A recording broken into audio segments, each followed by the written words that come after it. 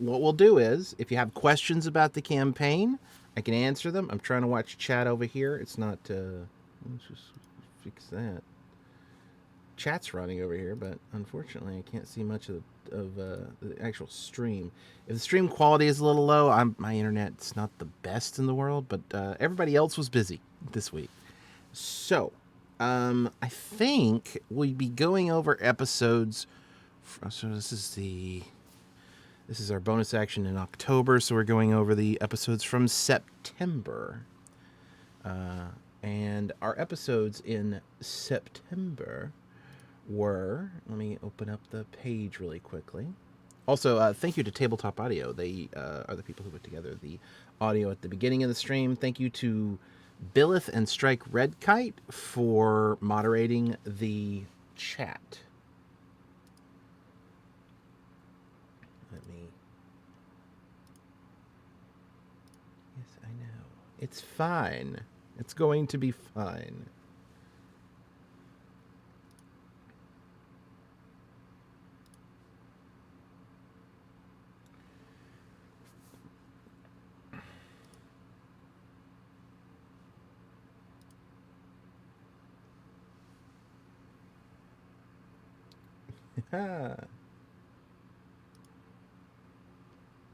Load up already. Okay, so our September episodes would be starting with Boombox, then Almost Heaven, and then Open Secrets. So, Boombox would have been the episode where. Last three episodes have been a lot of the students at the school. Oh, does it? Yep. See, I don't. Yep. Thank you for letting me know. Boombox is the episode that was when they first learned that they could talk to the school, and it talked in a Boomhauer voice.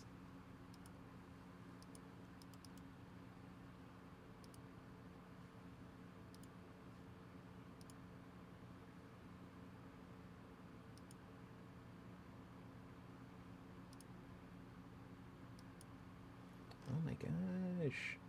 Sorry, I'm trying to edit the thing, but it's doing some weirdness.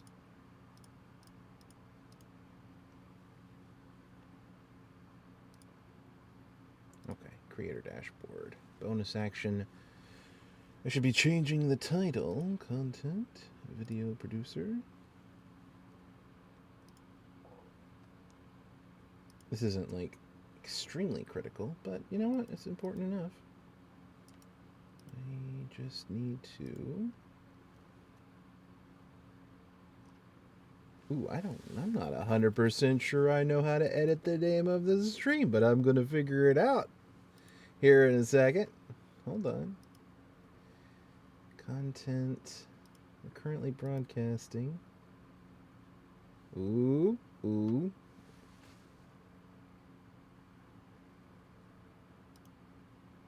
I've never had to handle that end of the things before. That's funny. Set title, bonus action, October. You know what? We're just gonna roll with it since I don't want to spend 10 minutes trying to figure that out while I have the audience sitting here. I apologize, but it's all right. We'll figure it. I'll fix it afterwards.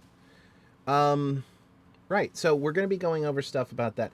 I'm going to talk about it, but if you guys have questions, absolutely throw them into the chat so that I can answer them.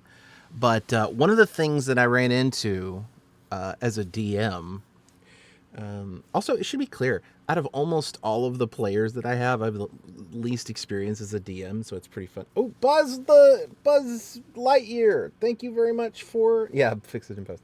Buzz Lightyear, thank you very much for the gifted subs. We very much appreciate it. Like, legitimately. So I don't know if it was a mistake, but it is something I'm coming to regret, and that is giving the school sentience.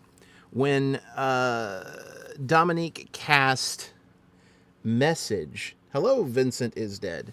When Dominique cast Message at the school, and my first instinct was, because I'd already established that the school was in some ways sentient and could observe what was going on, which was its own, sort of security issue.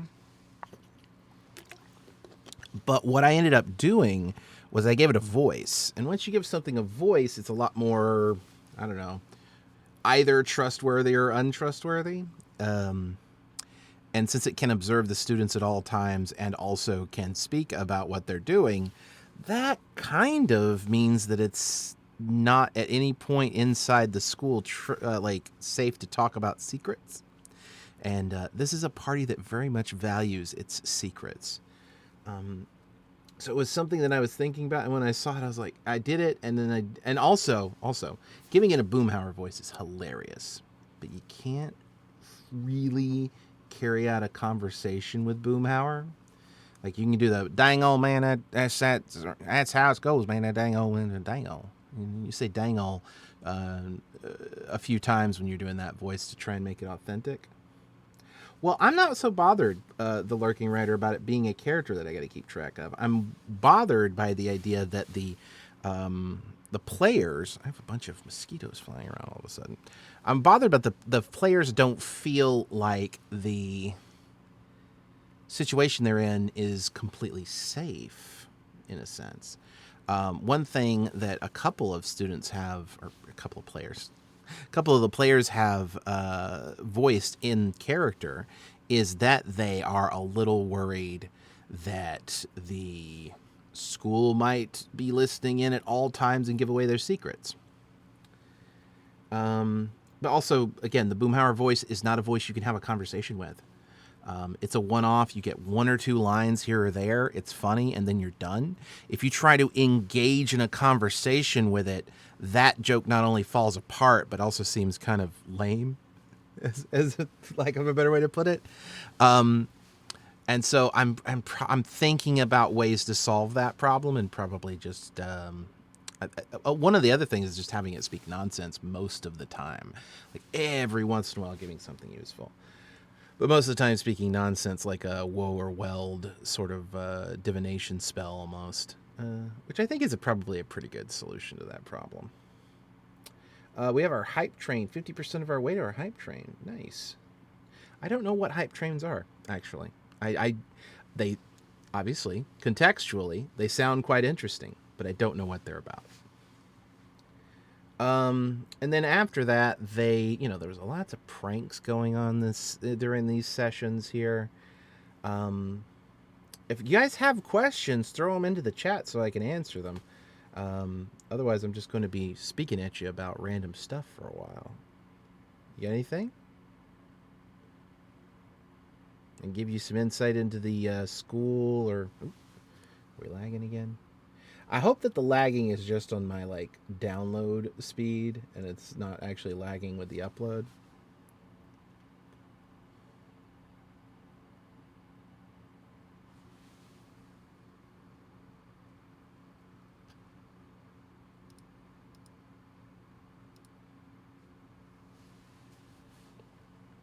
All right, well, what we ended up doing not too long after that was everybody going back to their school, or going back to their dorm room. And I had another difficulty, and that was that I told the students that they could have up to 4 people coming along with them. And what they ended up doing was they've come down to the conclusion of they were going to ask a bunch of people, but they only really had 5 people on their list out of the 4. No, it was 6. One of them was Furlos's brother Fro. One of them was Charles Moriarty, who's been, hype train success. I don't know what that means, but cool. We got a hype chest. What does that mean?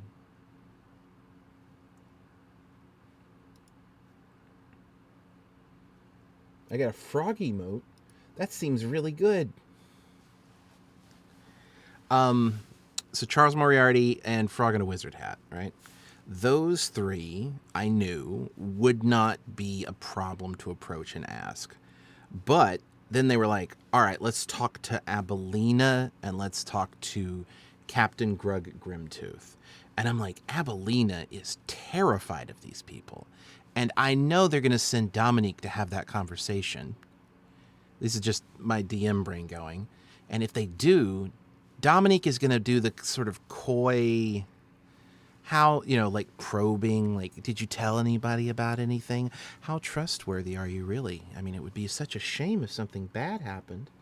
I mean, it's such a shame if something bad happened to you if you told anyone.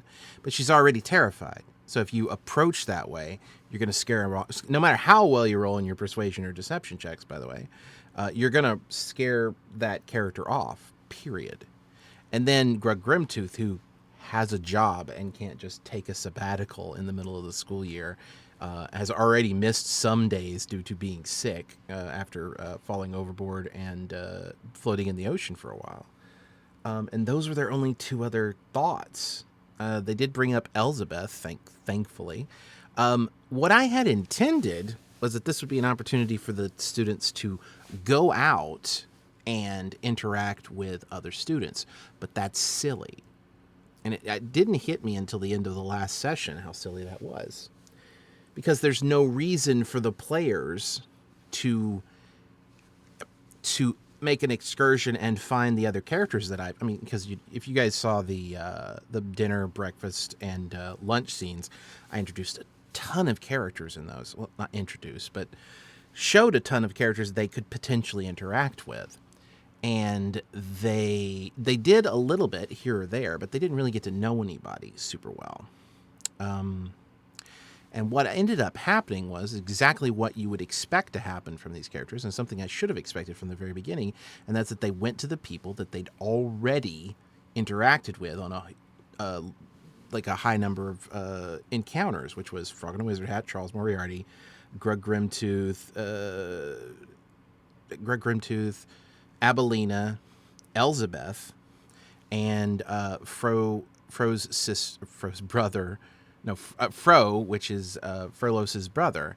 And those were basically the only 6 NPCs that they've, outside of other members of the other teachers that they really probably can't afford to ask to help them. They were the only people that they'd interacted with. And that's the only people they went to go speak to about this. So I wonder if anyone at the school was thinking of asking to join on the trip rather than being asked. See, that's what I should have done. Honest to God. Although they were keeping everything extremely secret. Yeah. They've been keeping everything so extremely secret. Nobody knows, except for the fact that maybe there's a trip going to happen. What the problem was, after everything comes down to it, we know Charles, Frog and a Wizard Hat, and Fro Fro is going. And if I eliminate the teacher, because the teacher has a job and can't leave that job, and if I eliminate Abelina, because Abelina is scared shitless of the party, and also just not trustworthy, then that only leaves one option, which is Elizabeth, which I hate, because I never want to leave the players with just one option. That feels awful. And even though technically they have dozens of options, if they're not considering those as options, that's on me. And you're right. There is the potential of having somebody approach. I don't know how the students or the players would have handled it, but having someone approach them and be like, hey, I heard you were going on a trip and I'd like to come along, would have been an amazing way to handle it. But I didn't, in the moment, understand how things were evolving or why the players were acting in the way that they were in that particular moment. And it wasn't like a problem. Like the solution was right there in front of me. He's with the group. He hangs out on the shoulder of Dominique most of the time. And also to your other question, I was wondering how you were going to deal with the school's sentient, the characters uncertain about the safety of their secrets going forward. I'm pretty sure that I'm going to introduce, because they've been divined on a couple of times, that the school is going to have noticed that is happening and give them some sort of magical device that's going to make their dorm rooms completely... It's going to make their dorm room completely immune to both divination and also listening in, even by the school. I think that's a simple solution to that problem. And also, as Cassius 335 was mentioning, probably start having other students approach them to get to know them a little bit better, so that they know they have other options. But also, they don't need to have NPCs to babysit them on the ship. You know what I mean? Like, that's sort of, if you send NPCs along with a party on a trip like this, it's kind of like a insurance policy. And I was doing it as a sort of, this is very early in the campaign.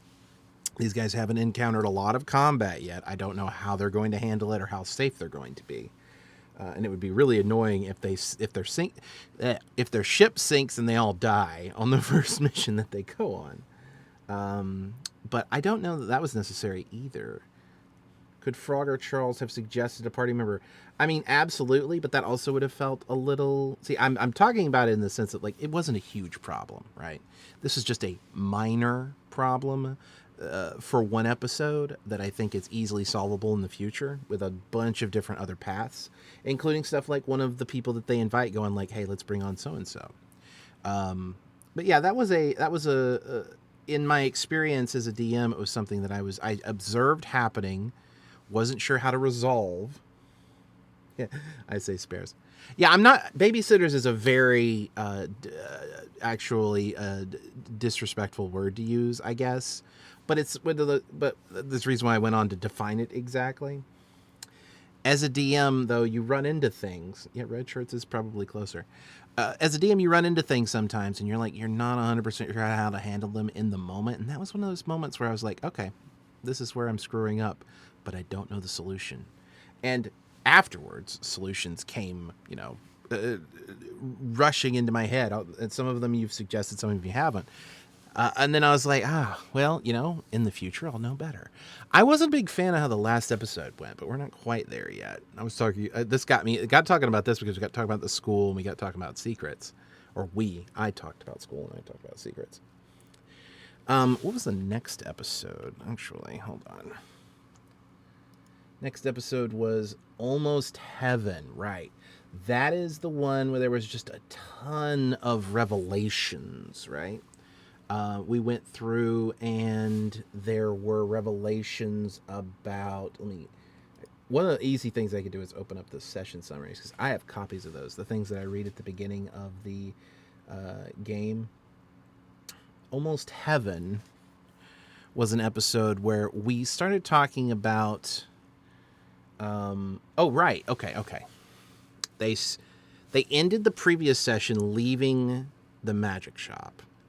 And one of the players, it was Latia, had said in the session something along the lines of, do you have a list of magic items? You seem like the kind of DM to have a list of magic items.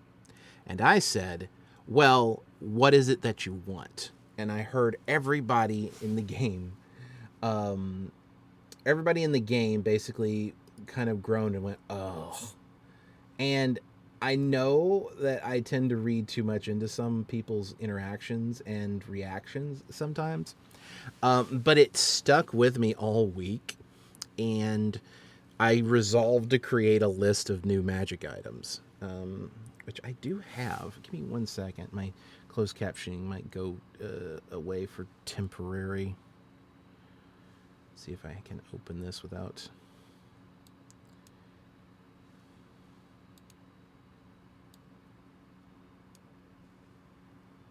Go over here.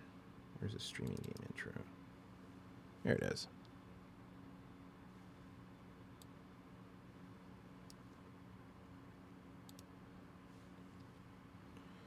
Okay. So let me just scroll. Is that even the right file? No, it's not. It doesn't have the magic items in it. East, west, up, up, as an up, down, strange, charm, top, bottom. Yeah, for quirks. So they started off. They were leaving.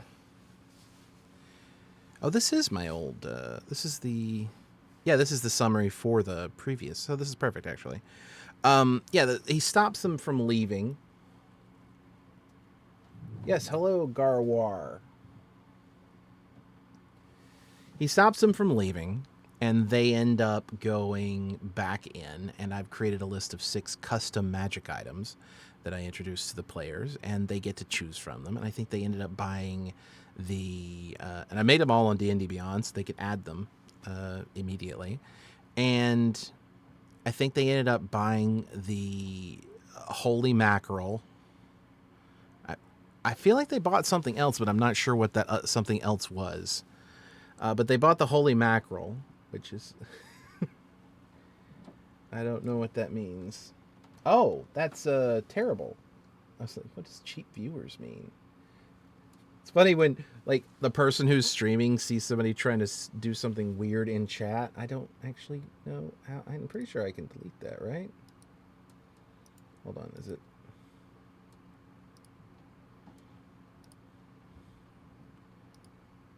Do we have our moderators? I guess we probably have moderators handling this stuff. It's funny when the guy who's streaming, there's like cheap viewers on click, and then a random link that's almost certainly going to be horrible, and I'm like, oh no, I don't understand what that means. And then it like clicks, and I'm like, oh, buy cheap viewers. You can get viewers. That's such a weird thing to do. Anyway, right. So what we ended up with was, a list of 6 magic items, and then I knew I was going to give them the business card, because the business card is, uh-oh. Do we not have moderators? Byleth or Strike Red Kite probably not here. Uh-oh. See, this wouldn't be so bad if I knew how to moderate. Hold on. Yeah, why does it... You would think it would just let me click. How in the world do I delete or... You click on the street... Oh, okay. You click on their actual account name.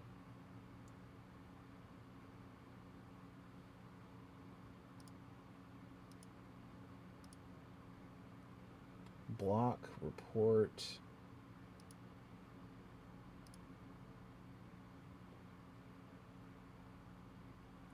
Hold on. If you're on the stream, yeah, I am. Use / then ban, then their name for each one. Oh, that's a space wob lee land ow, and then ban unacceptable full crumb. User you're trying to ban doesn't exist. Did I not spell it correctly? Apologies, I'm handling multiple things at once. UNACCEPTA.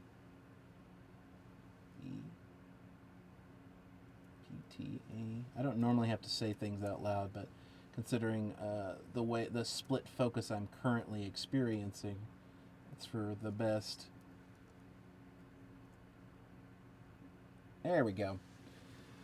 That'll get us going for a little while here. I guess I am alone.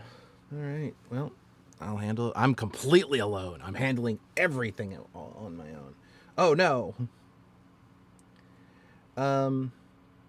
Ring of Mind Shielding. You don't need to be attuned to it to the soul to talk to you. Just wearing it. Possibly useful if true. I've set it up so you need to be attuned to it, because otherwise it's a little bit less...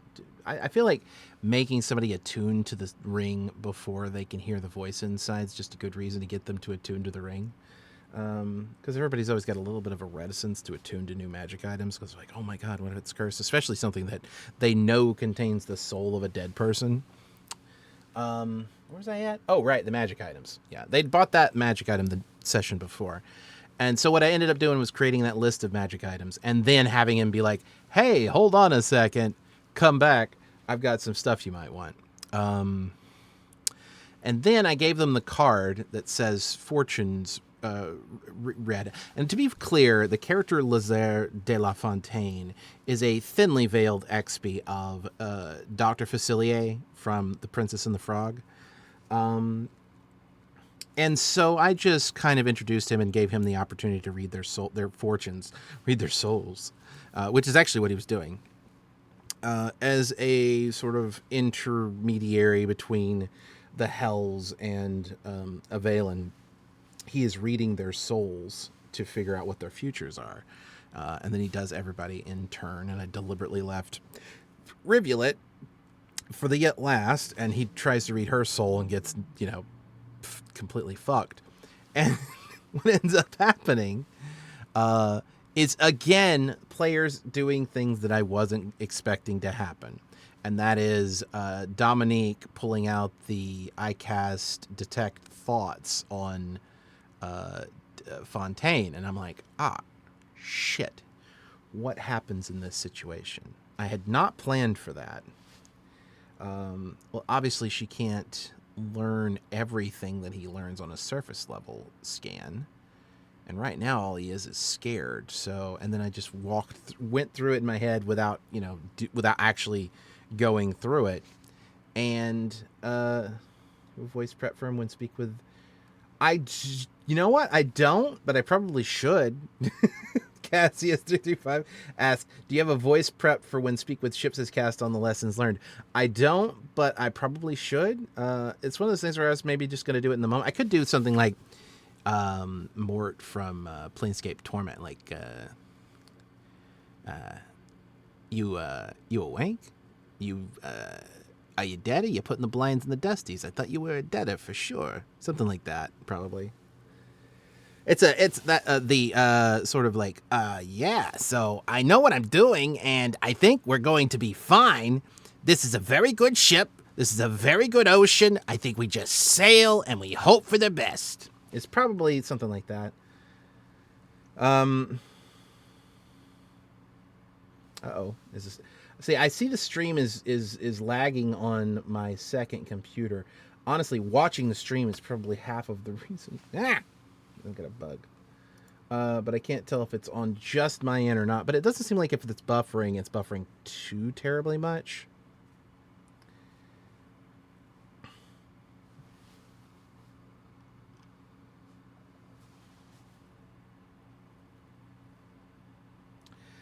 To the question, are there any particular homebrew rules you like to use? I have a couple of, like, almost everything I do is rules as written, almost. I use the critical role, well, something similar to the critical role resurrection ritual rules. So you don't just, resurrections don't just automatically work. Although I can't remember if they do or don't, but for me, Revivify doesn't count as a resurrection spell. About 5 seconds. That's not too bad. For me, I don't consider, maybe if I turn down the quality of my, let's see if I can do that real quick. Let's do going on my knees. Wanna take you there. Oop, how did that kill it in both? Well, you can still hear me, so. Let's go to that. Now I'm so small. Let's re-expand it. Transition. All right. I don't know what the fuck. But I just lowered my screen resolution, or the video, which is able to export at like 4K or some bullshit. I've got it turned down to 720.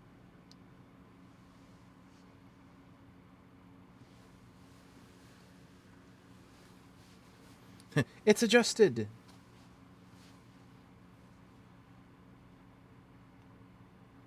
The joys of streaming, indeed. Maybe that lower quality video, which is barely noticeable, I would argue, will do a little bit better job of keeping the buffering down. Apologies, my internet is not the best. It's good. It's functional, but like for streaming, not necessarily. I think that's good for resizing. Right, the question you had asked about homebrew rules, right? Critical roles, resurrection ritual. I don't remember if they count revivify as a resurrection ritual necessary, but I don't. And then see invisibility. So I don't know about there's been some changes in the 2024 rules from 2014 rules, but when it comes to 2 spells, see invisibility makes it so that the person is not invisible to you. Like, it just seems like a basic normal thing to do. Oh, that's good. That just seems like a normal thing to do. It's probably still going to do buffering every once in a while. I can't count on my thing to be perfect, but it'll be all right. But yeah, so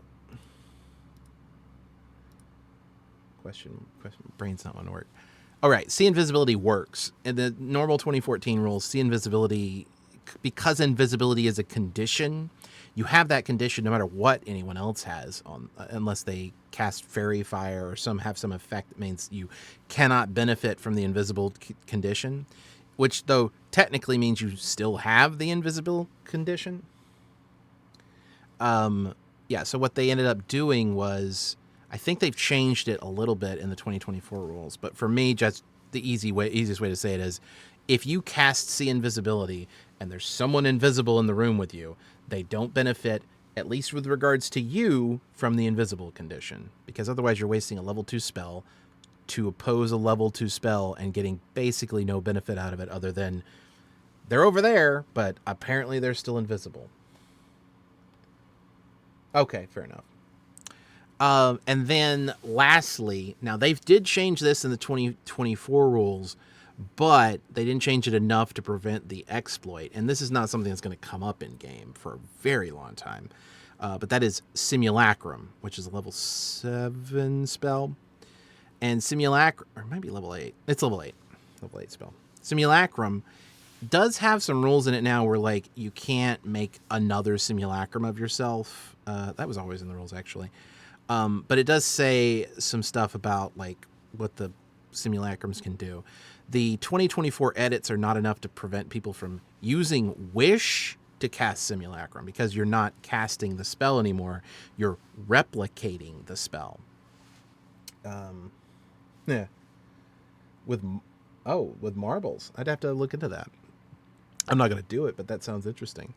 But yeah, so I've just set it up so, like, you can only have any one player can only have one simulacrum of themselves or of their simulacrums at one time. Simple, right?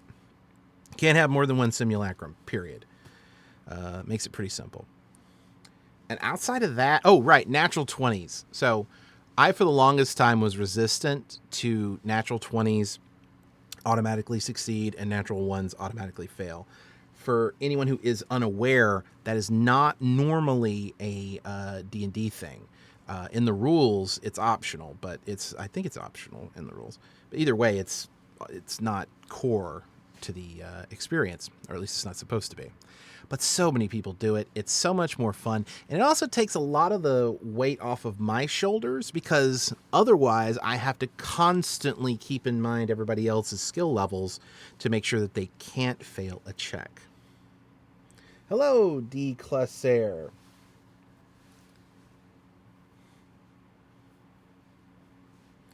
But yeah, I have to keep everybody's skill levels in mind to make sure they can't fail a check. Whereas in this case, I can set what I feel are reasonable DCs and know that no matter what, the players can succeed on a 20. And it's just more fun for the players, as it turns out, to fail on all 1s and succeed on all 20s. I'm very much against crit fumble tables, but I do like the idea of automatically failing on a 1. And sometimes I'll flavor a 1 failure with a little bit of embarrassment for the character, but that's about it.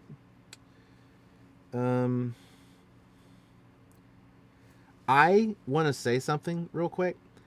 I actually prefer the 2014 counterspell. And here's the thing. 2024 counterspell is now heavily weighted in the DM's favor. Extremely heavily weighted in the DM's favor. In fact, I'm not 100% sure that Counterspell is very useful as a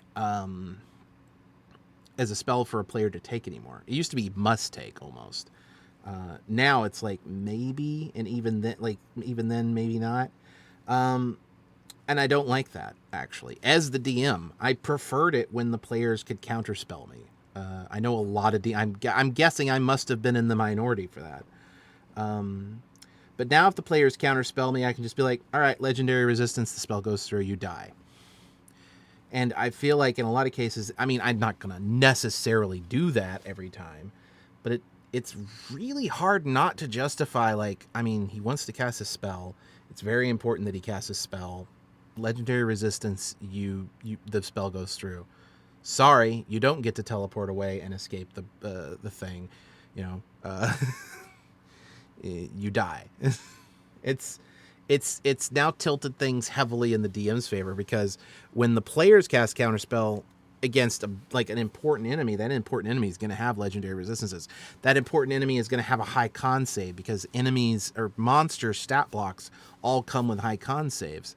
And whereas players don't always have high con saves, and also don't have legendary resistances. There's also another reason why I kind of like the idea that I've given my players, when they have a DM inspiration, some of the 2024 are definitely questionable and confusing to try and figure out. Yeah, I agree with that.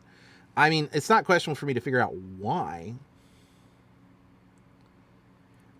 Our campaign is still mostly using 2014. I think our spells were sort of transitioning over to 2024, which is not that big of a transition because the spells are the spells. I am starting a new campaign where I'm playing in a campaign. It's off camera, but I'm playing in a campaign that is going to be running under the 2024 rules mostly. And it's going to be an interesting experience, because I decided to bank a ranger, which is now absolutely the worst class in the game. It used to be ranger was like monk and ranger were like this. Then they buffed monk considerably, so monk is definitely no longer the worst class in the game. And they buffed they buffed everything, but I don't think the ranger moved in its ranking from where everything else went up. It may have gone up too, but it didn't go up enough. Like it. 2024's rules, I've mentioned this on a Twitter post. I have strong opinions about some of the changes they did, and especially the Ranger's capstone ability, level 20, the ultimate ability that they get is that Hunter's Mark becomes a 1d10 instead of a 1d6. And that's it. That's all they get. And it's kind of ridiculous to me. And their level 17 ability, which is another one of those big things, is an ability they should have gotten earlier, which is, I think it's you have advantage on all attacks with on creatures that you've Hunter's Marked. And the 13 ability is, I want to say, you can't lose concentration on Hunter's Mark. Can't lose concentration on Hunter's Mark, and 1d10 instead of 1d6 is something they could have moved way earlier in the level, below level 10. And maybe you make it so that advantage on all attacks is something you get at 13. But your 17 and 20 should be something much more impressive than what they've given. And the rest of the class is not so amazing that it makes up for it. It really isn't.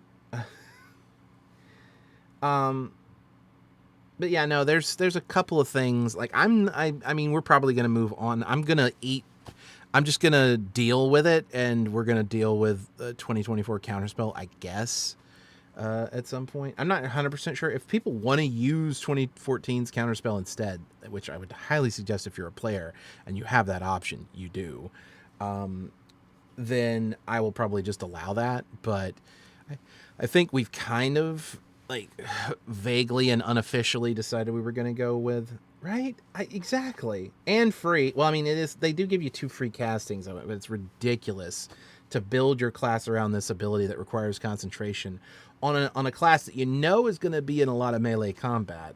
So weird. All the decisions about it is, getting rid of concentration on it's great, but that should be an early ability, because it's such a core concept to your class. Something like maybe 6 or 7.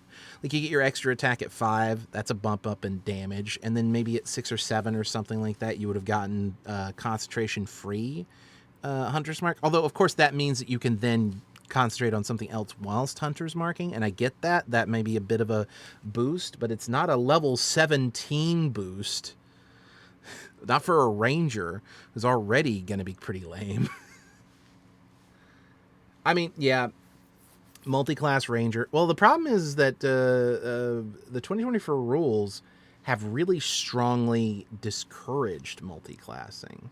But I think taking 5 levels of, say, ranger, and then like I've got a current build I might end up doing, which is an Eloquence Bard Ranger, which and the Ranger is the College of Eloquence, because the Ranger is a College of Eloquence Bard and a Fey Wanderer Ranger, because the Fey Wanderer Ranger gets to add their Wisdom modifier to Charisma checks. That's like sort of their whole deal. They're sort of a caster.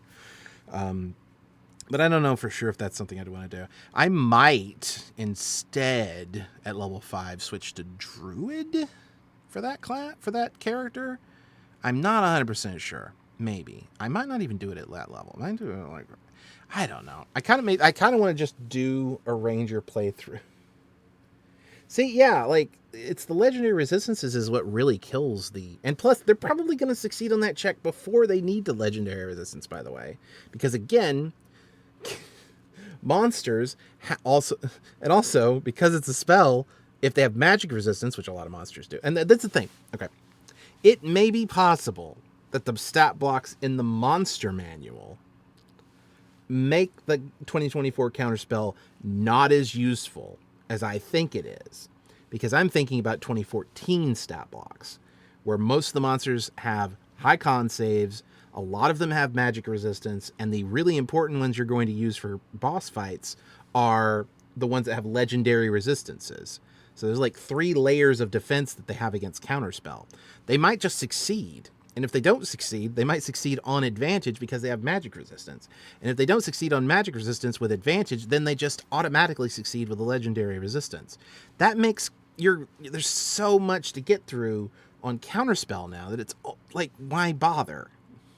But it's very highly incentivized for the monsters to do, because players don't especially the casters. Yeah, that was something I was going to get to when we were talking about this episode. Gloomstalker is a good build, by the way. I want to say that real quick. But yeah, no, I can't say enough about how much I hate the counterspell change for players, and I'm not a player. No, I mean I'm gonna be now finally after a long time of not playing. But just to button that up, I just want to be clear, like, maybe the monster manual's contents are going to make that seem not as bad. We'll see. Because then maybe the monsters won't all be so layered in their resistances against counterspell. But yeah, no, one of the things we were going to talk about is, so at the beginning of the game, in that session summary, I've started to insert these little, like, this is happening elsewhere, but you don't see it, moments. And one of the moments was that the school, while they were gone, was pranked, and everybody started singing a Heimel version of Take Me Home Country Roads.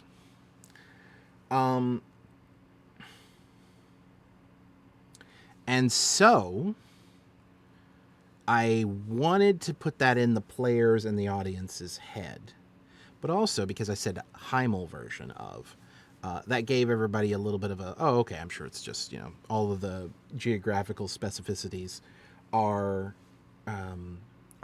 left out. And at the end of the session, I brought Charles back in to be like, hey, we got pranked today. A thing happened, and I'm curious where West Virginia is. And everybody can reference back to the previous moment where they heard about the fact that there was a song. And that's because, and it isn't necessarily like something I'm going to, because I don't want to spoil I don't believe in spoilers personally, which is, as a creative, a writer and a DM, it's probably an odd thing to say. Personally, they don't matter to me. I almost always look up spoilers for content before I consume that content. But not to spoil it too much, but it is a reference to the real world. It is a point to make now that the real world exists in some fashion or form. And hopefully that's enough to go on for you, the Lurking Writer. Because while I don't personally believe in spoilers, I know that other people get a lot of enjoyment out of experiencing their fiction unspoiled. And I'd like to respect that. But that was sort of the ending of that episode. There's also revelations in the fact that they talked to Rael. And also, I don't know if I said this in one of the previous bonus action episodes, Rael, the dead angel that they spoke with, is another moment where Dominique kind of threw me for a loop with the message spell. Whereas I mentioned that there was this angel laying on the ground and it was all these things. And I got a response back of something like, this angel is, I'd like to cast message. And message was cast. And then I was like, well, oh no. Does it have a voice? Does it not have a voice? And then I just decided to give it a voice. I didn't have a voice for it. It was supposed to just be a thing from the map. And I didn't have a voice for it. And not only that, but I didn't have a name for it. Rael is just Raphael with the F replaced by an apostrophe. Because it was, not F. Raphael, the angel, is spelled with a PH, but that's neither here nor there. It's just that. I took the F out. And it was like, okay, well, it's an angel called Rael. That's fair, right? Like, yeah, I do not enjoy mystery. I do not enjoy puzzles, and I do not enjoy riddles. But we have players that do, so I'm putting them in the game anyway. It's, sometimes you got to do things you don't enjoy because other people enjoy it, especially as a content creator and also a writer. And people are like, only write what you like. I'm like, well, that's not how the world works. You don't get to just do the stuff that you enjoy. You have to do stuff that other people enjoy. And yeah, so they encounter Rael, and he explains some stuff to them, and they get to find out about, the soul poisoning of Dominique, which was, that I love that they found the name of their party through this thing. It was like, I'm talking about it in this very clinical sort of like soul poisoning by proxy thing. And they like rephrased it 2 or 3 times. Lauren, I believe, is the first person to say secondhand soul poisoning. And then Goblin Katie was like, we should name our party Secondhand Soul Poisoning. And you see the whole table is like, I mean, that sounds like that's a really fun name, but Secondhand Soul Poisoning doesn't work as a party name. And then like I was hearing it, I was sitting there, and then my brain ticked, and I said, what if you guys were, I said, Secondhand Souls would be a really good name. And everyone was like, yeah, Secondhand Souls would be a really good name. And that's where we ended up, actually. The moment after that, where they went back to their dorms, after she got her soul poisoning healed. And the voting thing was an interesting moment because they were talking about voting. The players were talking about voting so much in the intro. And I was like, oh my God, the little voting familiar that I was going to bring in is going to have much more relevance now that everyone's talking about voting. And I got to introduce a little bit of the information about the political system of the Hivern Provincial Union, which it can be useful in some ways to have a good and a bad guy when it comes to D&D. And for me, the Dwarven Mountain Homes, which someone once asked me in one of these streams a little bit about this, and I don't know if I got into enough detail for it, but the Dwarven Mountain Homes are clearly the bad guys, and the what are they called? The Hivern Provincial Union are clearly the good guys. Now, to be clear, no government is ever perfectly good or perfectly bad. But at the same time, well, that's not necessarily true, maybe. But they're clearly on opposite ends of a fight, and one side is a liberal democracy and one is a corporate oligarchy dictatorship, essentially. So you can decide which one is the good guys and which one is the bad guys. But I can tell you right now, much like Dimension 20, this will probably have a little bit of an anti-capitalist message, because I have very strong critiques of capitalism, but like not nearly as strong as Dimension 20, because I don't think I'm as anti-capitalist as Brendan Lee Mulligan is. What we end up doing is having the voting cat come in and collect the vote from Furlos. They suggest the name would probably happen spontaneously, and that is indeed what happened.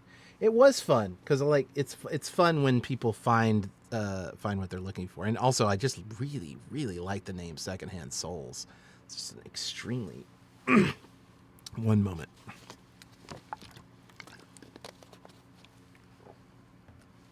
It's just an extremely good name for a adventuring party for sure, and also not only that, we're also looking for the campaign name. Like right now, it's just my working name was The Devil in the Deep Blue Sea. That's very wordy though, and it wasn't something I was going to be putting out publicly as the title of the campaign. So it was definitely going to be based around whatever they come up with for their party name. And I think Secondhand Souls not just works for party name, trading company name, but also kind of can work for the name of the campaign. This is campaign 1. That's very optimistic on episode 10 with only 10 episodes in the can. It's a very optimistic thing to do. What we have though is okay. So they do the vote thing. There's a letter from home. There's multiple letters from home eventually. And hold on. Give me one moment. We're gonna see what that says. I saw another question from Cassian, but it got a little covered up by something. Let's see if we can see it again here. If the dwarves are at war, what are the elves and the halflings thinking? Well, the elves and the halflings are part of the... so I can give you a brief rundown of the political system, if that's helpful to you. There are essentially just 4 major political entities, and one of those is kind of not even like a major world player. So the 3 major political entities are the Hivern Provincial Union, which we've talked about, the Dwarven Mountain Homes, and the Kingdom of Kaleech. Kaleech is the name of the kingdom that runs the northern continent, outside of the Mountain Homes, which are north of that. And the Kingdom of Kaleech is a collection of orcs and humans and elves and halflings and a whole bunch of other races. Anything that you think of as a standard fantasy race, they live in the Kingdom of Kaleech. Anything you think of as a standard bestial, like goblinoid race, lives in the Hivern Provincial Union. And then, of course, there's the dwarves, which includes gnomes and some halflings, but they don't live in the Mountain Homes themselves. They live in some of the outlying properties.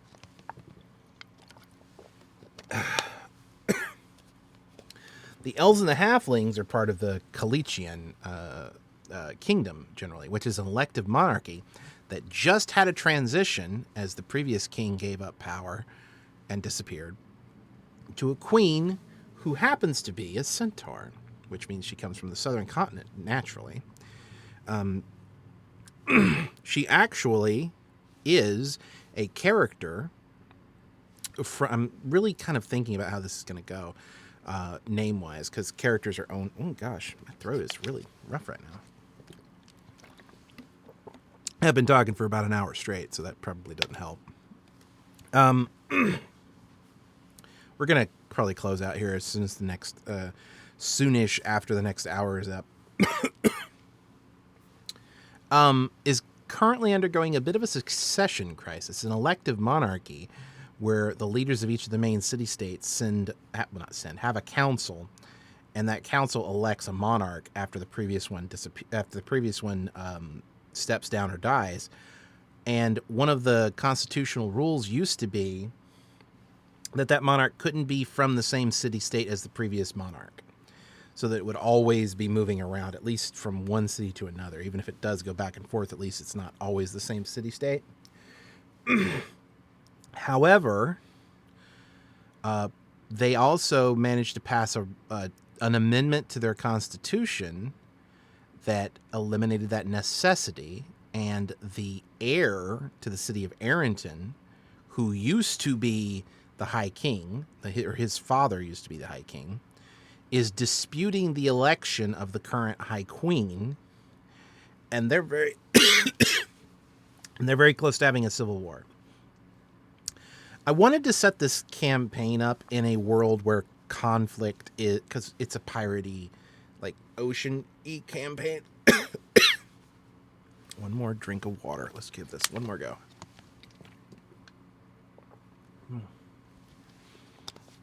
It's a piratey, ocean-y campaign, and piracy flourishes in a world of strife and war. And, of course, it also gives the players an opportunity to pick a side, because there will be opportunities for that. And, yeah, so what are the elves and halflings thinking? The elves and halflings are thinking, ooh, I wonder whose side we're going to take. And it is a little outside the norm to have and the fourth element is, of course, the city of Brescia, which is an underwater city, and that's the only reason they're still independent, to be honest with you. And they would have been taken over by one of the greater powers at this point if they weren't deep under the ocean. But they do exist as a separate entity, and especially regional power in the area that the players are in. They don't have a lot of reach outside of the Sun-Dappled Isles, but they do have reach in the area that they are currently in the Amaranth. And so, yeah, that's the answer to that question, Cassius335. I don't know if that's useful information, but that is the current political setup in the world right now. What was I? Oh, yeah, we were also answering something about I was finishing off the Almost Heaven episode. And yeah, so Dominique got a message from her dad, ? And also attuned to her ring, which led to the revelation that that the person in the ring is the actual Dominique, and she's stolen Dominique's, let's say Katie's character has stolen Dominique's name for herself, and possibly also her position at the academy. And her family, so the family of the dead girl in the ring, is the ones that are writing her letters. So that's fun. So many layers to that'll have to be unwrapped like a horrible onion that'll make you cry, hopefully. And what we ended up with, it's unanswered things. Certainly. And then after that, he comes in and he asks about West Virginia. And that gives me a great button for the episode. I kind of wish that reveal, I could have pushed it ahead. I wasn't sure. I kind of wish I'd pushed that reveal ahead even further, because it would have been nice to, for the gap in between, because I knew we were going to have a bonus action episode. You always want to have something that brings the audience back in, right? And then, of course, the next episode was, it's hard to sum up because it was a lot of, I spoke to the players. How long till the Fae is completely... Well, no, that water comes back into the world so that it flows through the Feywild and then comes back out, decontaminated. But there is a Feywildian ocean that we will be playing with a little bit as they go to sail. But the next episode was a lot of back and forth. I'd talked to the players. I said, for story pacing purposes, the last 3 episodes have just been them sitting at the school kind of figuring things out. I love it. I love RP. I want to incentivize it as much as possible, but we also have an audience, and I'm thinking to myself, let's try and get aboard the boat by the end of the next episode, which led to a lot of rushed, like compressed time, where they spent the next week getting ready, buying things, going here, doing that, and not a whole lot of learning, and not necessarily a whole lot of conversations happening, although some. And then eventually they got, we were at a point now where I think within the first hour of the next episode, they'll probably have set sail. They got to finish off the prank war that they're doing. I love the idea of maybe like an ocean Tarrasque being a version of Godzilla. I think that would be pretty funny, actually. But yeah, no. They're going to finally get to sit. Underwater Feywild is definitely something the players want to see. Well, I think Underwater Feywild is something that a couple of the players have had in their brain pans for a little while now of their own concepts for it, but it is something that I certainly wanted to play with. In fact, weirdly enough, because I was thinking about it, the character that I created for the game that I'm going to hopefully be playing in is it's set in Faerun. They were a smuggler in Waterdeep, and they opened up the wrong box that they were given to smuggle, and they got transported into the Feywildian Ocean, and then they got rescued after a couple of days of floating by a ship, and then they accepted some food and water from the captain of the ship, because of course they would. They were starving, and well, it turns out that the captain of the ship was a fey creature, and they're like, "Oh, you've accepted my gifts of food and water. Well, now you're serving aboard my ship for the next 10 years." And I love that kind of that in and of itself is a fun concept, right? Like the idea of rescuing. I wonder if the idea of the prank war is the greater prank. I'm having some interesting ideas in my head for how they conclude it, since the not players, but at least one of the players is just devoted to the idea of throwing the prank war and giving it to Furlos, who could not, as a character, care less about the prank war. And thankfully, I've still got another week to figure that out. They've got to conclude that. They've got to get on board the boat. They've got to technically, officially register their name, and then really that's it. It's time to sail. They've got their party together. They've got everything going. I don't want to throw up any more barriers to getting them out on the ocean so that they can get out on the ocean. Like I said, my throat's getting a little rough, and I think we've really walked through every, and we've hit our hour mark. I always want to make these last for at least an hour because of the Idle Champions code. But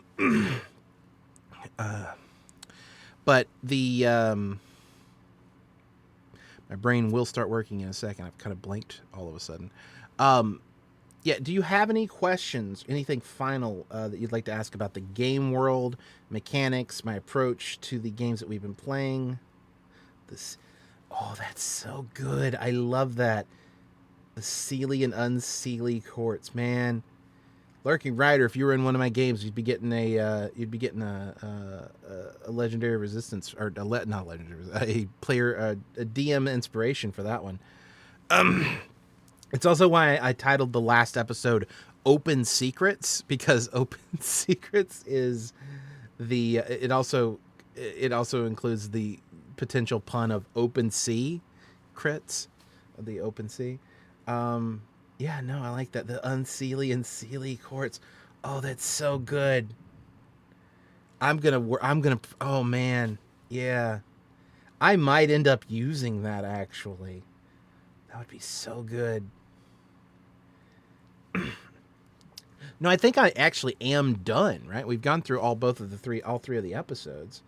Like the last episode was very much concentrated down. There wasn't a lot of like individual events that are useful for pointing out. And I talked a little bit about the difficulties at the very beginning that I encountered watching the players kind of spin their wheels and not trust anyone.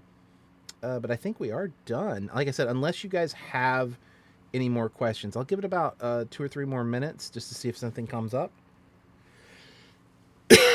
In the meantime, thank you for Tabletop Audio. Actually, you know what I could do? I haven't created an outro yet. I haven't created the outro scene yet, so let's do that while... let's name it outro scene. Lurking is wittier than me, and I'm not jealous. Yeah, that's fair. All right, we just need to add in the what are they called? The captions might go away temporarily for a second here.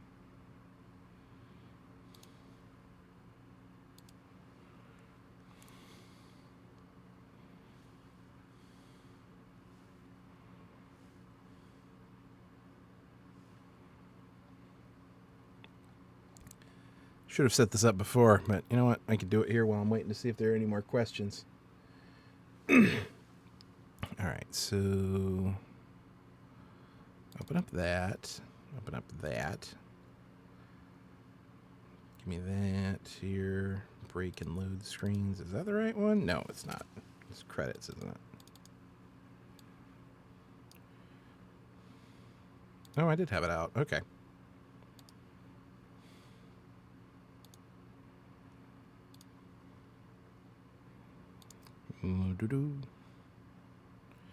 Get a media source.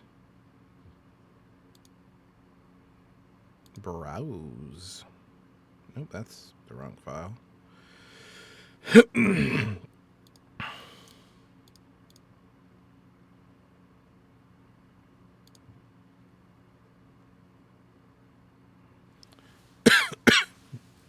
All right. Time for a seawater gargle. Go take care of your throat. You're more than welcome. Yeah.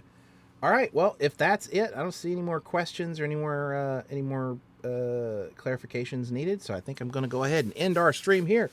It's been a pleasure. We will see you in the next episode. Thank you to Tabletop Audio. Thank you, I think, to our moderators, Billith and Strike Red Kite. I don't know if they were actually here today. I didn't see them speak, or there was some moderating that needed to be done earlier, but I still appreciate them no matter what. And right, there's that. And of course, Goblin Katie did most of the graphics for this that I'm not already using. Thank you to Idle Champions of the Forgotten Realms. Get a free Electrum chest with the code EarnsRCLead. And I don't have an outro yet, so don't die. And I will see you in the next episode.